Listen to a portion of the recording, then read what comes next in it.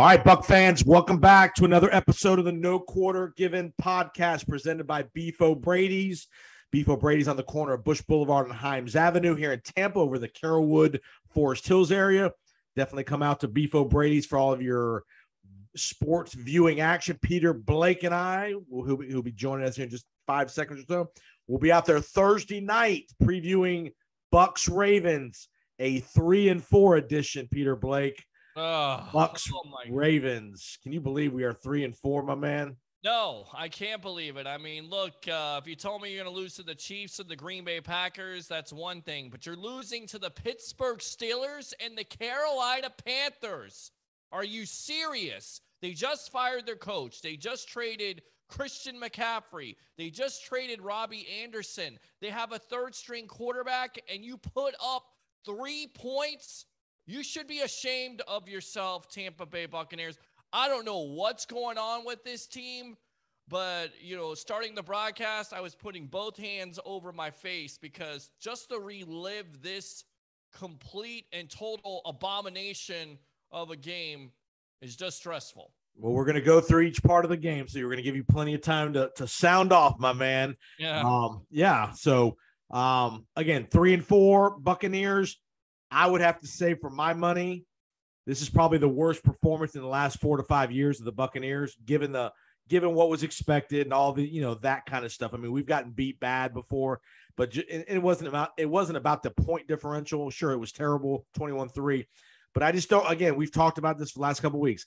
I just don't see a lot of passion out of this team. I don't see a lot of. We're tired of getting our what's kicked. We're tired of missing tackles on defense. We're tired of not filling the right gaps. We're tired of running the wrong, I won't say running the wrong routes, but not being as precise as they need to be on offense, other than Tom Brady. Give him credit. He's trying to pull tricks out of the bag to get these guys motivated. But I want to see somebody else go off. I want to see Mike Evans or a Donovan Smith, somebody light into somebody. I want to see a coach light into somebody. Yeah, and I mean, it comes back to the offensive line. We keep on talking about it. Luke, Get a key. Yes, my favorite player in the world, who continues to be overwhelmed, and I don't understand why they haven't made that change yet. They make the change during the game. You hear from Todd Bowles today, it's going to be a rotational situation. I feel like you got to explore every possibility, because eventually you're going to either have to go with one of these players, and if you go with Gedeke, it's not going to work out. It hasn't worked out so far. It's been a complete disaster. Say whatever you want to. I won't say disaster. The pressure is getting there, and it's getting there to a point of where you can see the reason why Brady is so quick on the draw, if you will, with throwing the ball and maybe throwing it in the dirt, because the pressure is getting there. I get it. The sacks aren't there, but the pressure is getting there. Make a change. By the way, are we done with running the ball on first down? And also, are we done with running the ball in the red zone, where I get it, it works last week versus the Pittsburgh Steelers, and you and me know this, and also defensive coordinators know this, and yet you try to run with Leonard Fournette outside on 4th and 1. Nobody blocks, including Tristan Wirfs and Mike Evans, your two primetime players, and it gets stuffed, and you get absolutely zero in the red zone versus a Panther defense, which, it's pretty good, but they're not that good. It kind of reminded me of watching Dirk Cutter's offense, where the Bucs scored, they had 500 yards of total offense and scored a total of, I believe, 3 points against the Washington football team at the time. It was in the press box for that. That was embarrassing also, but this was probably worse. Here's what I'm going to say, though, yesterday, to be fair. The pass protection was pretty good yesterday. And overall was pretty good. And we have to be willing to say Tom Brady missed some throws that you can't miss. Sure. Agree. I mean, and if you're Tom Brady, right, you're struggling, you got to stand in there. Even though it's not perfect pass protection, you got to stand in there that extra half a second, and don't just be so, I won't say gun shy is not the right word, but so jittery in the pocket. You got to stand in there and make a couple throws. You got to make throws, but when you make the throws, the guy has to catch the ball. And you hear from Mike Evans in this game, the third play of the game, where it's an open touchdown, and he says, that deflated us.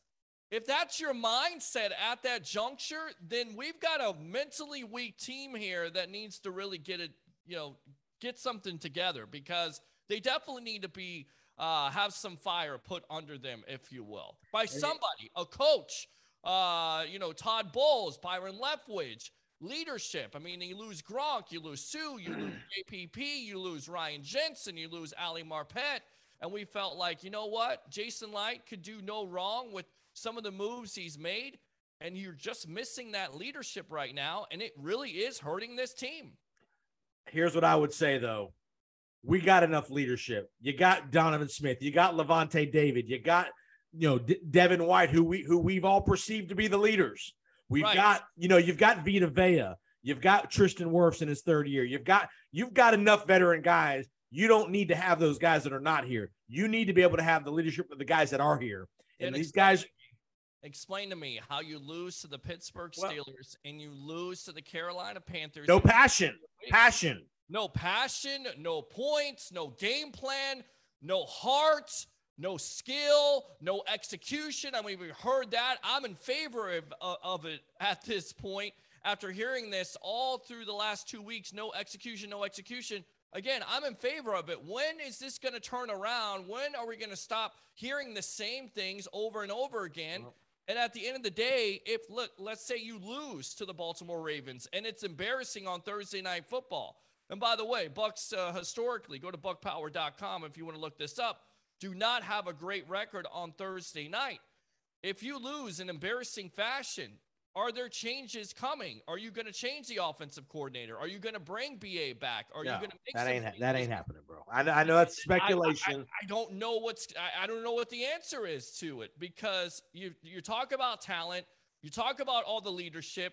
The team just 2 years ago was removed from a Super Bowl. You had 13 wins last year. I get it. You get to the second round of the playoffs. You're a couple plays away from being in the NFC Championship game and possibly being in the Super Bowl. Couple comments I'll make. Just physical comments. Sure. The Bucs look slow on offense. Yes. The separation with Godwin is not great and probably still lingering from the knee injury. I hate to say it. He's probably not fully 100%. He's probably playing at 90%, 85%. If we're being really honest about it. Yeah. They don't have any separation at tight end. Russell Gage has been a major disappointment, in my opinion.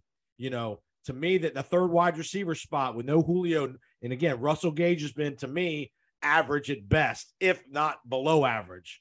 Yeah, I mean, just being honest.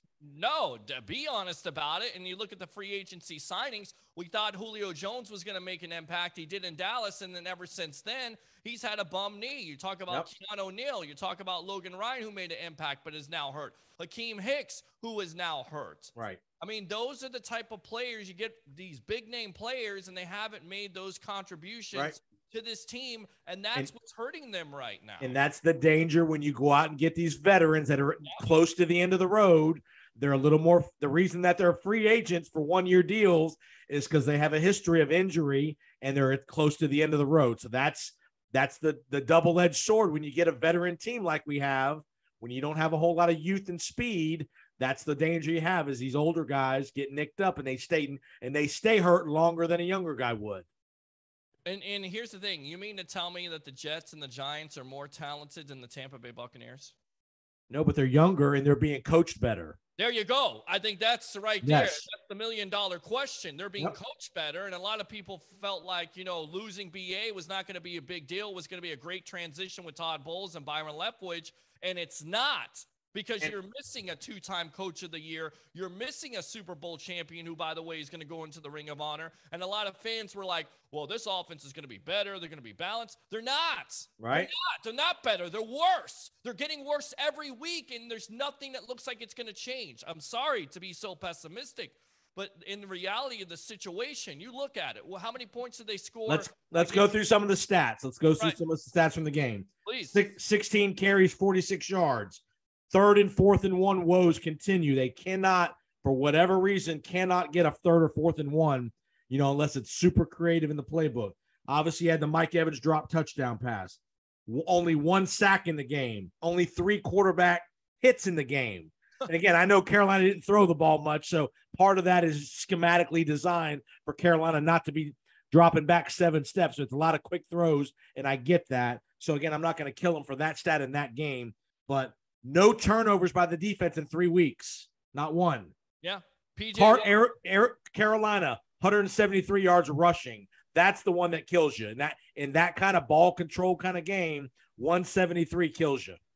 What happened to Vita Vea? What happened to Devin White? Where's JTS? Where's Shaq Barrett? Where are these defensive players? Where's Levante David? I get it. You have injuries to Carlton Davis, but somebody, once again, on this team has to step up. And if your staple of your defense is to stop the running game and you don't do it, and you're getting manhandled by 2 running backs not named Christian McCaffrey at the end of the day, what are we talking about, Jason Powers? How come heads aren't rolling at this juncture? Well, I think you heard Todd Bowles in his press conference on Monday talk schematics. He said basic busts on day one installation of defensive stuff, that we're busting stuff on day one of installation. You know, again, we've talked about this over the last year or so. A guy like Devin White, he likes to roam. Instead of filling the gap you need to fill, he likes to roam and guess. And when you guess wrong, that opens up the big hole. Yep. You know, I mean, that you hate to say that. A comment somebody made to me today, 2 of the drives in the second half, Joe Tryon and Shaq Barrett are sitting on the bench for the entire drive. Why? Why? Not saying they can't get a couple plays off in the drive, but when you're off the field the entire drive for Carl Nassib and Anthony Nelson, who are decent players, but you can't have your big high-priced resources on defense sitting on the bench the entire drive twice. Right, and those guys are rotational pieces. They're not going to make anybody, game plan for them at night. I'm sorry, Nelson's a nice player, but he's never lived up to the hype. He's a rotational guy. That's what he is. I mean, you draft JTS as your first-round pick just a couple years ago. He has shown absolutely nothing. Right. He's shown some flashes, but really nothing consistently. Shaq Barrett gets a big-time new contract. Where has he been? I said it best yesterday on my show. This team is a shadow of that Super Bowl team just a couple years ago. I mean, they really are. It's just – And hate to say it, guys are 2 years older. Donovan, Evans, Levante, the older guys on the team are 2 more years older. Again, when you get old, you get slow. And there's not a ton of brand new young guys that are playing big minutes for the Buccaneers that are young guys that can run, whether it's offensively or defensively. We're not playing. I mean, again, you got Carlton Davis, good player, but I'm talking about, defensive linemen that are making impacts. Skill players. Yeah. Leonard Fournette. He looks old, slow. He's never been a fast, elusive back. He's always been that big bully. So that's the reason why you drafted Rashard White in the first place. So if it's all about schematics and scheme, and I'm not saying it's all about that, but that's a part of it. Well, let's just say it is. Okay. What sense does it make to run Leonard Fournette on the outside when you know he's not elusive and fast and quick at the point of attack? When you have White on the bench, why not try to run him outside? Part of it is tendency. You don't want the tendency to be every time White's in the game, we're running wide, and every time Leonard's in the game. So you got to mix it up. I get your point. Never see it. I mean, the tendencies of this offense are just elementary at this point. And I get your point. I mean, it goes back to the 4th and 1 call. It worked versus the Pittsburgh Steelers. If a defensive coordinator knows you're going to run the same thing, why not switch it up? Why not run to the other side? Oh, well, you can't run to the left side because you got a rookie over there that's absolutely getting dominated most of the time, and Donovan Smith, who's going back to doing Donovan Smith type of stuff. So you run on the right side, and your right tackle doesn't execute, misses the block, and you have Mike Evans that misses the block. So it's just all wrong right now. Right, and I agree. We're going through a rut. There's no doubt about it. They've lost 4 out of 5. Again, you don't kill them for the Green Bay and the Kansas City loss because they were right down to the wire, both those kind of games. But the last 2 are the ones that are inexcusable. Yeah. You can't lose them both. If you lose one of those games, that sucks, and you don't want to do that. But it's not the end of the world. But you can't lose them both, and those are 2 games that we're going to rue the day in week 15, 16, 17, when I think they're going to be potentially vying for the 3 seed potentially, that you're going to want those games back when you end up being the 4 seed. That's If you end up being the 4 seed. And at the end of the day, the way this team is playing, they don't look like they're going to make the playoffs or make a playoff run. I hope they put it together, and they are in a weak division at this point. But what are your thoughts on? And again, this was something I was very surprised we didn't see, especially coming out of halftime. I want to see the Bucs up tempo. Yeah. Even if that means Brady calling the plays, let's go up tempo. Let's go hurry up offense. That may be the way we need to go. Seriously, less thinking, more just playing. No urgency until you get down 14-3, or you get down, and that's the problem. That is coaching. That is what BA brought. He brought that fire. And when fans are saying, "Well, we don't want BA around because he's a guy that calls people out, and he's not necessarily a PC guy. He's old school." You need an old school guy. You need somebody to go in there and kick their ass. That's what you need at this juncture. And again, that's a very good argument that can be made, is that the Bucs are losing that, don't have that directness that Bruce brought. Again, we don't know what Todd does behind the scenes. He may be as direct as they come behind the scenes with the defense, but again, hard for him to be as direct with the offense because that's not his background. BA was the offense, and again, maybe Byron's being direct too. Who knows? But something's got to get changed. And again, do we have to go out and score 35 points a game? No. If this might be a year where if we're scoring 24 to 27, that's good enough. But we need to have some passion and some directness that has to, and it can't all come from Brady. It's got to come from other guys too. And the problem is one player is being blamed, and of course it's Brady. And do I think he's seen his best days? Maybe, but I still think he has the physical characteristics to get it done. He can make the throws. But he is also off target with Chris Godwin, whether Godwin is healthy or not, Mike Evans. But again, go back to that third play, right? You run the ball on first down, you get stuffed, you go back to it, you got pass play action, a perfect play called, everything is perfect, and only thing you have to do is catch the ball. It's wide open. Mike Evans gets away with it, which, by the way, we could talk about this later. There is some investigation right now with the refs wanting autographs from Mike Evans. And it looked like Mike Evans got away with a little push there, and Michael Irvin pass interference kind of deal, but he gets wide open. Evans is always the I'm not worried about Evans. He's the last of my concerns, Evans. But just think about it. You have not scored a touchdown in the first. I agree. He dropped it. He dropped it. 7-0. It probably changes the complexion of this game, right? No, there's no doubt. I mean, again, he owned it. He said, "I screwed up. Blame me. My fault." And again, Evans is not the guy that I'd be worried about here. Right. I mean, it's again, offensive line. Again, yesterday I thought they pass protected pretty good. I don't think there was but a couple of instances where Brady got sacked or Brady was really pressured. He had a lot of pockets in that game to make some throws, and whether it's separation by the receivers, whether it's the scheme, the routes, or maybe the defenses are understanding what the concepts are a little too easily. But you got to figure out something to do because, again, the good thing here is the next game comes quick.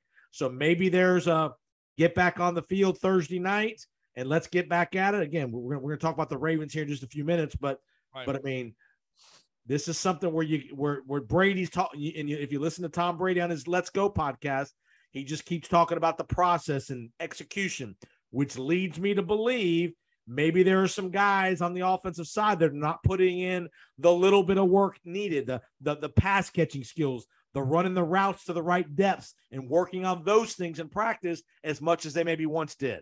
I know we keep on talking about this and keep on harping on it, but do you think in the back of Brady's mind going through that divorce that is affecting his play on the field from what you've seen? It's going to affect anybody to some degree. I mean, again, but how much, that's immeasurable. We can't measure that. If the guy was throwing 3 interceptions a week, then that's a different story. He's not turning the ball over. Oh, he's not. But he's not forcing the issue at the times he needs to force the issue sometimes either. I agree. And he's tentative, and he nearly threw 3 interceptions yesterday, and Carolina Panthers don't take advantage of it at the end of the day. So he hasn't been perfect or flawless, and you don't expect that because you know he's going to make some bad throws. But it seems like, once again, he's rushing through his progressions, right? Checking it down.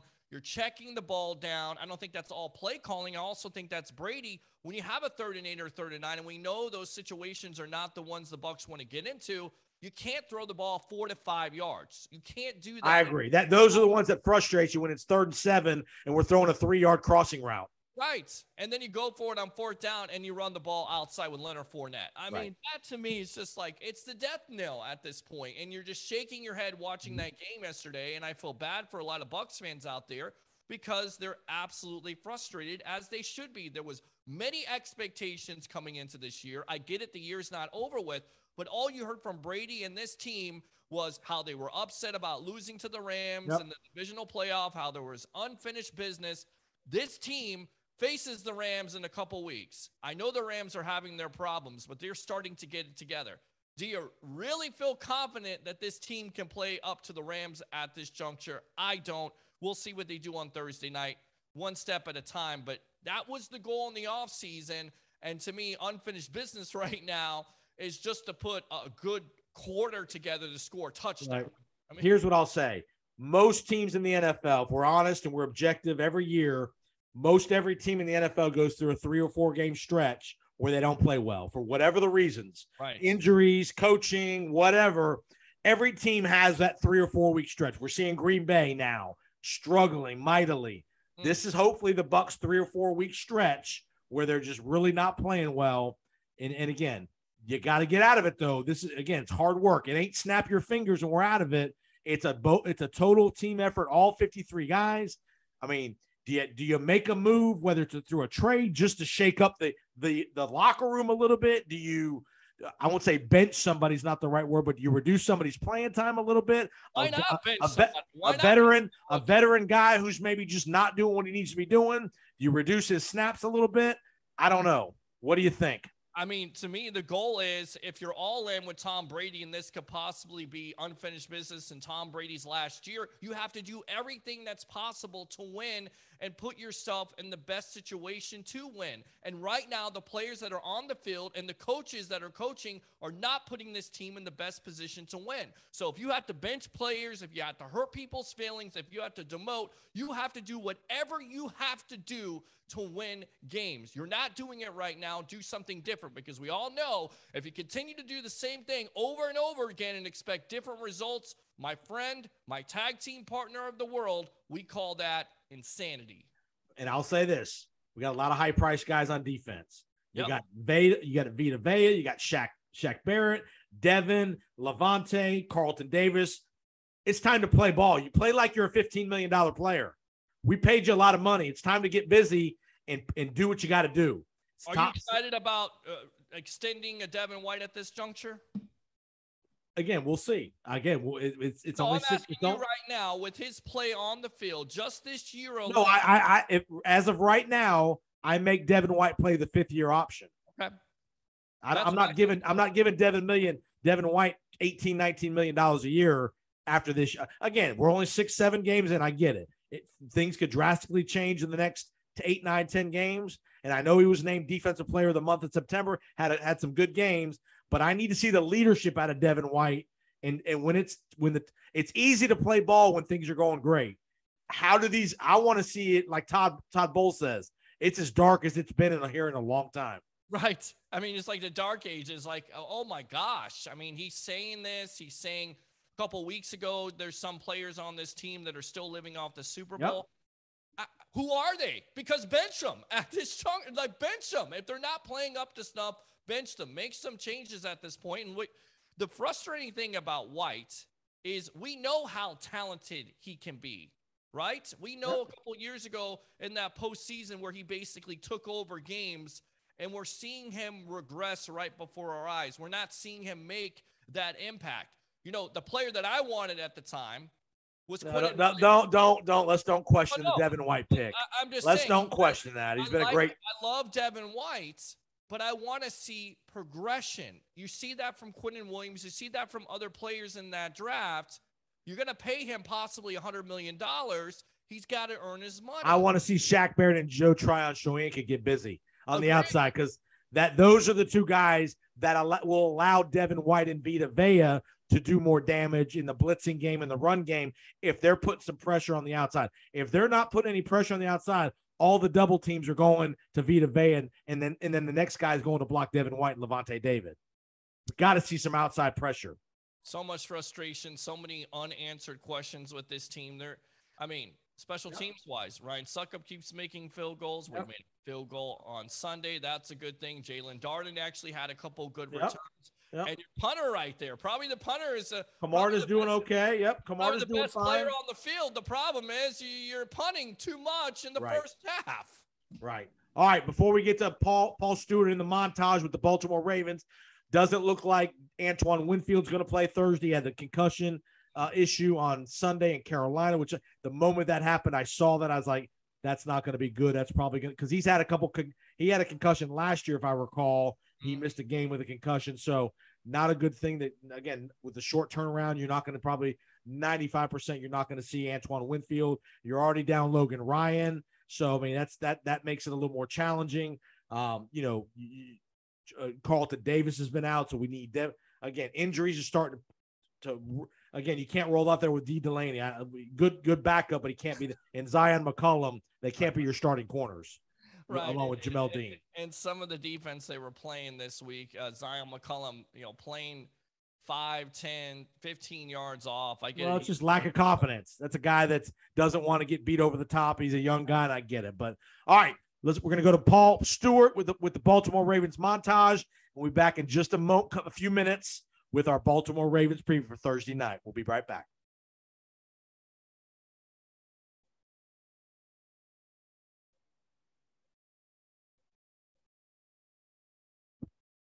All right, Buck fans, welcome back. No Quarter Given Podcast. I'm Jason along with Peter. We are getting ready to preview Thursday night, Amazon Prime. Baltimore Ravens come to Raymond James Stadium, 3-4. Baltimore comes in at 4-3. They had a shaky win over Cleveland on Sunday in Baltimore. They hung on. They have been giving up tons of fourth quarter leads, so that's maybe a good omen for the Buccaneers heading into Thursday night. Secondary has not been very good for Baltimore. You got the Lamar Jackson effect, obviously. You got the running game.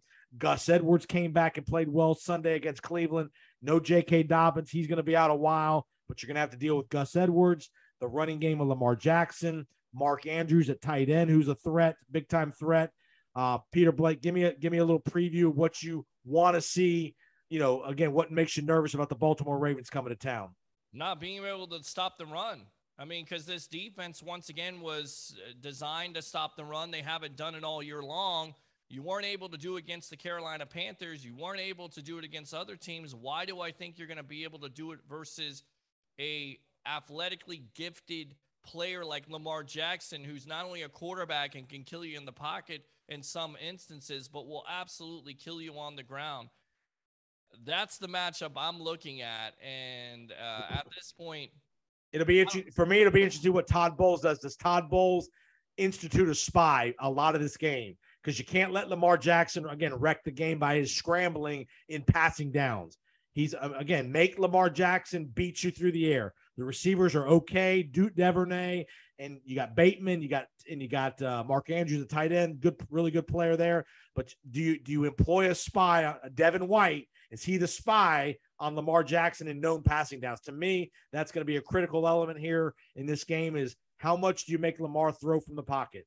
Yeah, and I would make him throw from the pocket because that's where you're going to beat him at the end of the day. His wide receivers are hurt on this team. He's not necessarily the greatest quarterback when it comes to going through his progressions.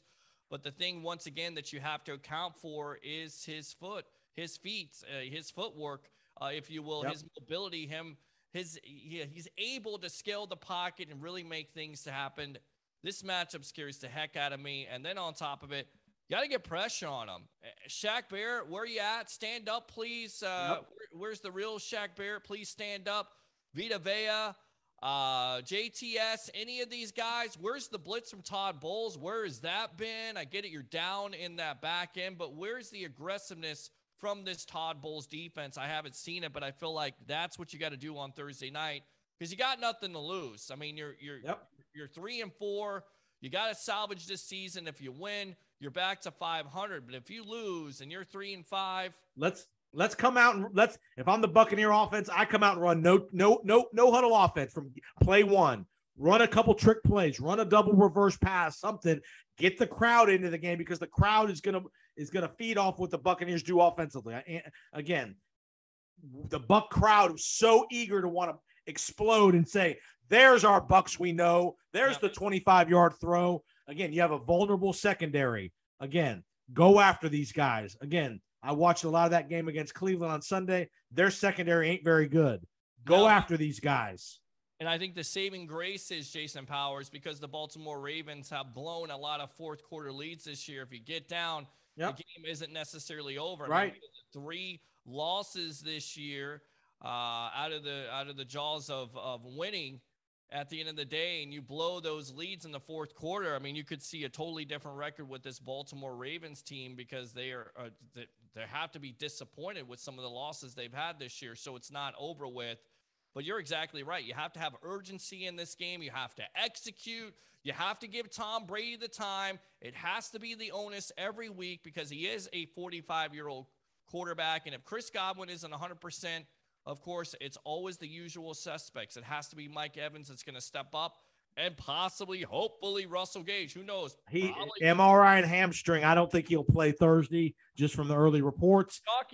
I'm excited about Cade Otton getting more and more touches in the passing game. I wouldn't be surprised if you go a little more 2 tight end with him and Rudolph in the game, maybe some O'Keefe in the game, maybe go back to the New England 2 tight ends. Because if you don't have Scotty Miller's proven he's not going to be a good third receiver. Maybe you go Godwin and Evans out wide and you go 2 tight ends and you try to kill them with the tight ends in the middle of the field. And again, let's up tempo it. Again, the Bucs have probably done some preparation for Baltimore in training camp because they knew they were going to have a short week. So I'm sure they put some stuff in. The Baltimore defense is vulnerable. Let's up tempo it. It's a short week. These guys are going to be more fatigued. For both defenses will be more fatigued. Let's get it up tempo. If Brady has to call the plays, and I don't even care about the run pass ratio. If we got to throw it 50 times, throw it 50 times. I don't even care. And again, I think you're going to see Leverett interchange with Gedeke at left guard. Hopefully Leverett can be a little bit of an upgrade. But I will say they didn't pass protect they were pretty good in pass protection on Sunday in Carolina. Yeah, they were all right. I think they could be better. And I think the pressure is getting to him. And I also think mentally he's just not all there because, again, he's starting to feel the pressure and make throws that he shouldn't necessarily make. So don't turn over the ball. I think it comes down to being balanced. In my opinion, it's situational football on third downs. You got to convert those. If you're not converting third downs and you're not able to get off the field as a defense, then you're not going to win this game. Give me a score. I don't have any confidence at this point because they haven't done anything or shown me anything. I've been predicting blowouts for this Bucs team. Baltimore's going to win this game. I'm sorry, 28-17 on Thursday night. I'm going 24-21. Suck up wins it at the gun. Late field goal, suck up at the buzzer. Bucs win Thursday night, 24-21. Remember, Buck fans, we're going to be at Peter and I Thursday night. We're going to be at Beef O'Brady's, Himes and Bush Boulevard. We're going to do a pregame show starting probably 7:30-ish. Right up until kickoff. We'll probably do a halftime show as well, 5 or 6 minutes. Check us out on my Facebook page, Peter's St. Pete I Love St. Pete Facebook app. We're gonna tweet stuff out where you can find the live broadcast where we're gonna be at. Again, come on out to Beef O'Brady's. We're gonna watch the game. Great food, great atmosphere. It'll be TVs galore over there.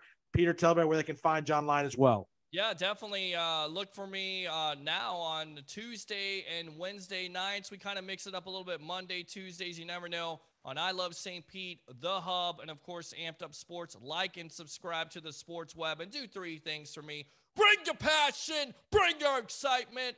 Just don't bring any nonsense. I'm your host, Peter Blake, giving you something to think about. What I really like, Peter Blake, is you're actually able to give your motto with some passion now. Yes. You're in a new place. Right. You got some freedom, no curfew. No curfew. Mom doesn't have to tuck you in at night. No dogs, no dog restrictions. No, congratulations. Thank you. It's so nice to live around neighbors that don't that hate your dog or hate you as a obnoxious sports talk show host. You're able to scream and yell. it's nice to be in the confines of holiday now. So So I'll say I had a bad dog experience this morning. A dog at about 7:00 in the morning was just howling outside of my condo nonstop for like 6 straight minutes. I don't know what was going on. The dog was just howling. Woke me up from my deep sleep way too early. I wasn't a big fan of the dog this morning. I got to be honest with you. But all right, Buck fans, check out Powers on Sports podcast, Florida Football Insiders, part of the college football, college gridiron coast to coast podcast network. This podcast, tell your friends about it. And again, see you Thursday night, Beef O'Brady's, Bush and Himes on Carrollwood, Forest Hills. And Buck fans, let's see you next week with a 4-4 edition of the No Quarter Given podcast. Peter, let's say it one time on the way out. Let's go, Bucks. oh.